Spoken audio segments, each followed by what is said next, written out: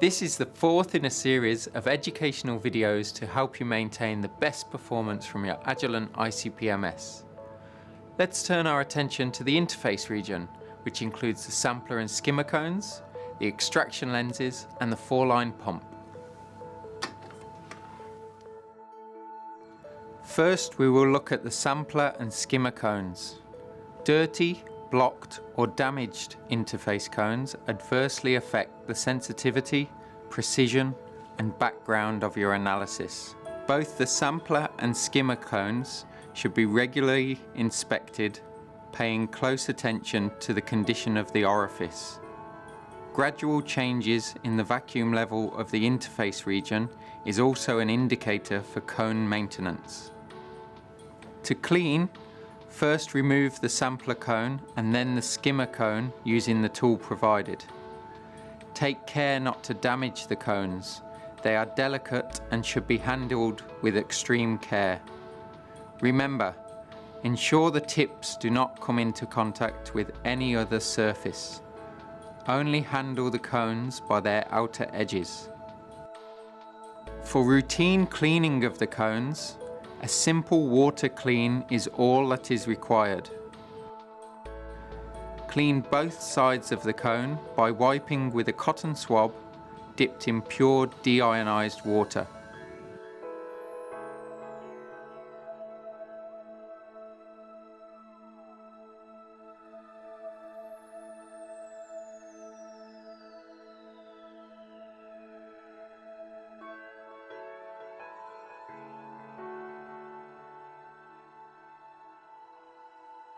Rinse with deionized water.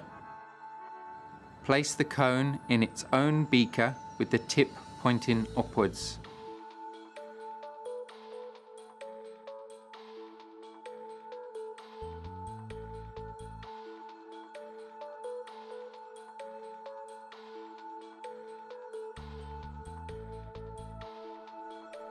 Finally, sonicate for at least 5 minutes, again in deionized water.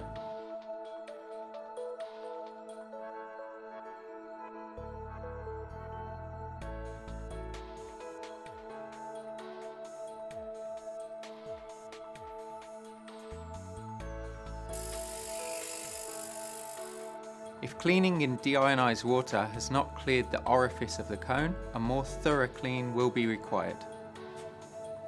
Sonicate the cones in a 2% citrinox solution for 2 to 3 minutes. Rinse the cones immediately with deionized water. Finally, sonicate in deionized water for at least 5 minutes. If performance is still not satisfactory after reinstalling and testing the cones, clean both sides of the cone by wiping with a cotton swab dipped in 2% nitric acid.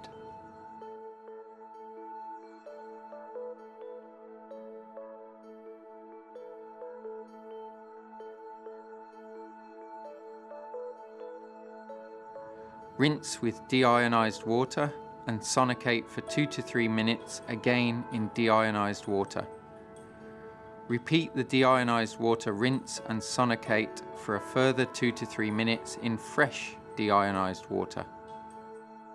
If performance is still not acceptable after following these cleaning steps, refer to your maintenance video for a last resort cleaning procedure using alumina paste. Remember, never soak the cones in acid. Excessive cleaning may reduce the lifetime and damage the orifice of the cone, and always thoroughly dry the cone before reinstallation. Another key component in the interface region is the extraction lenses.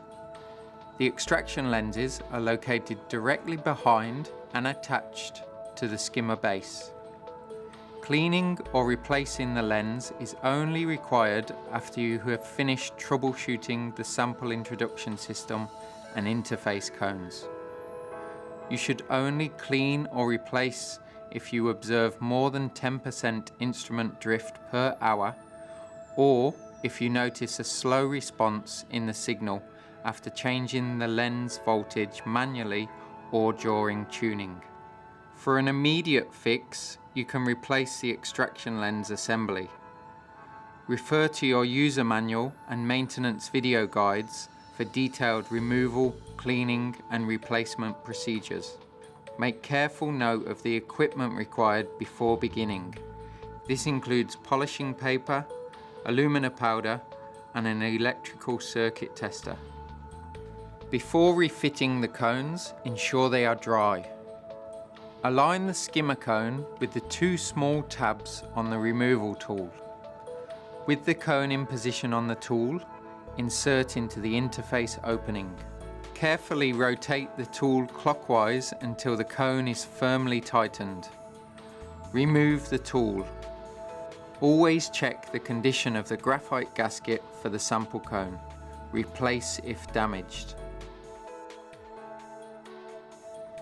Holding the sampler cone by its edges, place the cone in position and fit the retaining ring. Rotate this clockwise by hand until firmly tightened. Press the maintenance switch to return the torch box to its operating position. Check the interface and analyzer vacuum pressure readings. If these are higher than expected, you should suspect a vacuum leak. Remove the sampler cone and retighten the skimmer cone, then refit the sampler cone. After cleaning cones or installing new cones, conditioning is required before analysis. This aims to reduce instrument drift due to the initial deposition of sample matrix on the clean cone surface. Using robust plasma conditions, aspirate your sample matrix for 20 minutes and then aspirate your rinse solution for 10 minutes. If you run varying sample matrices, condition the cones by aspirating a 50 ppm calcium solution in 1% nitric acid for 10 minutes and then aspirate a 1% nitric acid rinse for a further 10 minutes. Here are some recommendations to help you maximize cone lifetime and ensure trouble-free operation. Choose the correct cone type for your application, then match it to the skimmer base. Nickel cones use a stainless steel skimmer base, and platinum cones use the brass base. Using the wrong skimmer base can overheat and damage the cone. Never try to clean a cone back to as new condition. Focus on the condition of the orifice and only clean when performance is unsatisfactory. If possible, visually inspect the cone orifice with at least 10 times magnification. Replace the cone if the orifice is enlarged, non-spherical, or shows any other damage such as discoloration, which may indicate overheating. Finally, let's turn our attention to the foreline pump, which provides the interface chamber vacuum. Visually inspect the oil level and color weekly. Top up the oil level as required. Always ensure the level is between the maximum and minimum indicators. Check that the vacuum hoses are securely attached and free from kinks. Typically, the pump oil should be changed every 6 months. When replacing the pump oil, check and replace the oil mist filter.